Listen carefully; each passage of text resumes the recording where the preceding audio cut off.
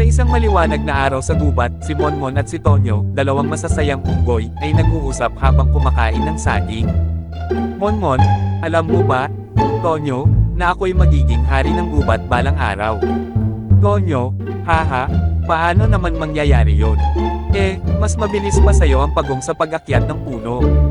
Nagtawanan sila at nagpatuloy sa kanilang kwentuhan.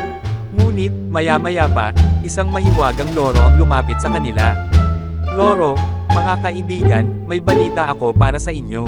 Ang sino mang makakahanap ng lihim na bunga sa gubat ay magkakaroon ng isang kahilingan.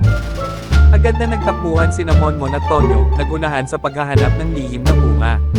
Nagtulungan sila at sa wakas ay natagpuan ang bunga sa tuktok ng pinakamatayog na puno. Monmon, akin na ang bunga, ako ang unang nakakita. Tonyo, hindi, akin to, ako ang nagturo kung saan ito. Habang nag-aagawan sila, biglang nahulog ang bunga at napunta sa kamay ng pagong. Pagong, salamat, mga kaibigan. Ako na ang magiging hari ng gubat. At doon natapos ang kanilang araw, na parehong natutunan ni Monmon at Tonyo na sa susunod, mas mahalaga ang pagtutulungan kaysa sa pagiging una.